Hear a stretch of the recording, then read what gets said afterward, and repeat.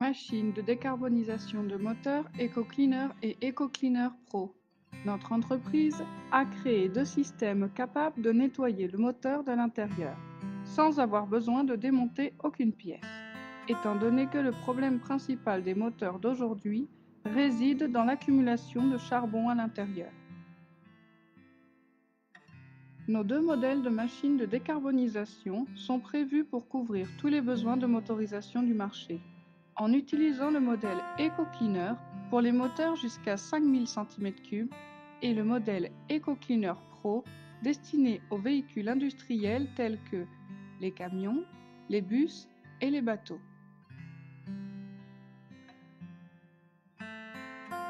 Chacun de nos systèmes est préparé en vue du nettoyage des chambres à combustion, où se pose le grand problème du charbon.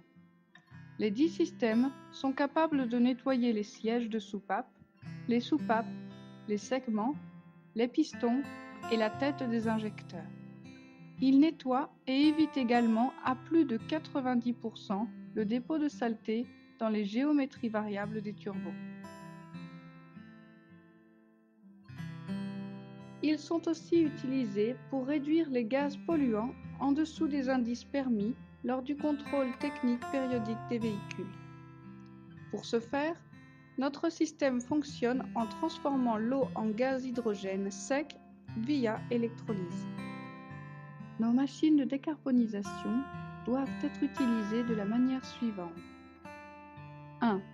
Avant d'enclencher le processus de décarbonisation, assurez-vous que les conditions du véhicule soient optimales en ce qui concerne l'huile et que les ventilateurs soient actionnés en temps voulu. 2. Le nettoyage dure entre 90 et 120 minutes, sachant que cela dépend toujours de l'état du véhicule. 3. Comment faire le nettoyage? La première chose qu'il faut faire est d'introduire la sonde à travers le conduit d'admission, toujours juste derrière le débitmètre, dans la direction du turbo ou, par défaut, dans la direction du moteur, en faisant attention de ne jamais arriver au turbo. Ne jamais mettre la sonde derrière la vis pavillon. Dans le cas de véhicules essence, toujours prendre en compte la fixation de la sonde. Il est recommandé de l'introduire avec un tournevis, afin qu'elle ne se plie pas ou ne s'obstrue pas. Toujours regarder l'état de propreté de la sonde afin de vérifier qu'elle ne soit pas obstruée et l'introduire dans le tube d'admission.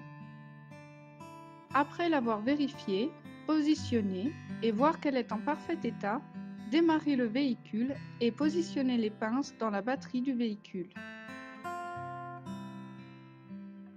4.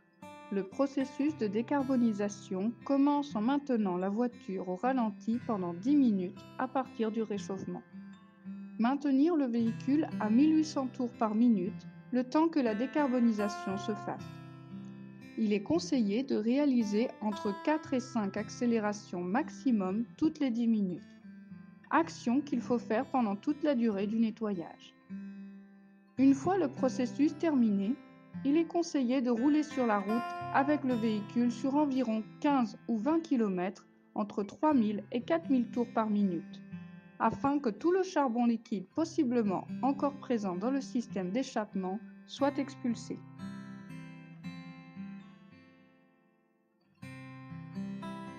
5. En ce qui concerne les véhicules propulsés par un moteur à essence, c'est le même processus, hormis qu'il faut échanger le système de pare-flamme fourni avec la machine. Ne jamais utiliser le pare-flamme pour des véhicules diesel. La mise en marche de notre machine de décarbonisation est très simple, étant donné que la première fois qu'il faut mettre du liquide dans la machine, il faut mélanger le pot d'acide fourni avec la machine de décarbonisation. Pour le modèle EcoCleaner, il faut mélanger le contenu du pot d'acide avec 12 litres d'eau distillée et les verser à l'intérieur via les bouchons de remplissage sans dépasser le niveau maximum. Pour l'EcoCleaner Pro, il faut mélanger 20 litres d'eau distillée avec le pot d'acide et les verser dans la machine via les bouchons de remplissage. Précaution. Quelles précautions faut-il observer lorsque nous utilisons la machine de décarbonisation? Vérifiez que le tube de gaz ne soit pas obstrué par des graisses, de l'eau ou par un bouchon ou une obstruction des parois du tube d'admission. Mettre un tournevis avec le tube de gaz pour éviter un aplatissement et donc une obstruction. Maintenir les bouchons de remplissage sans trop serrer pour protéger la machine en cas de pression.